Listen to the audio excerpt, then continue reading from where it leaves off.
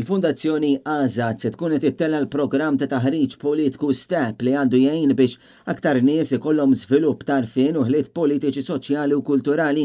Fil-programm Net Live immexxi minn Robert Cremona, Charlo Bonnici, il-koordinatur ta' dan it-taħriġ, ħabbar li s-seminar introduttorju għal dan il-kors se jkun jgħat isir fil-weekend ta' bejn il-11 u 13 ta' Novembru li ġej. Bħalma kien ġara fil-każ ta' Future Leaders ħanibdew b'dak li jgħidulu kick-off seminar li nista' nħabbar id-dati tiegħu għall-ewwel darba llum bejn 11 u 13 ta' Novembru, li fih il-parteċipanti li bħalissa hemm l-applikazzjonijiet għadhom qed jintlaqgħu se jibqgħu jintlaqgħu sa ftit qabel isir dan il-weekend, once li il-weekend seminar ikun sar, allura mbagħad wieħed ma jkunx jista' jingħaqad għax imbagħad ikun telef il-qofol tiegħu. Huwa qal li dan it-taħriġ mhuwiex biss programm li jgħinek tidħol fil-politika, imma se jwassal biex persuna tifhem aħjar il-ħajja pubblika u jgħinek issir ċittadin aħjar.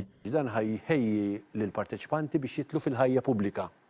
Mhux neċessarjament fil-politika biss, fil-ħajja pubblika se jkunu qegħdin hemm biex jagħtu servizz lis-soċjetà. Allura rridu nippreparawhom. U bat għandek xi tfisser li tikkommetti ruħek għall-attiviżmu politiku u għall-ħajja pubblika kif taħdem f'tim. Waqt Net Live tkellem ukoll Thomas De Martino li fil-passat ħasem ukoll f'taħriġ simili u li ħeġġeġ li żgħażagħ japplikaw biex jibbenefikaw minn dan il-programm. L-applikazzjonijiet huma aċċessibbli online bil wieħed jimla formola li tinsab anki fuq il-Facebook page tal-Azad. Intant fl-aħħar fażi ta' dan il-programm ta' taħriġ, il-partiċipanti se jkunu mistednin jipparteċipaw focus groups tematiċi flimkien ma' esperti f'setturi varji fejn jingħataw l-opportunità jipprattikaw dak li jkunu esperjenzaw fil-ġimgħat ta' qabel.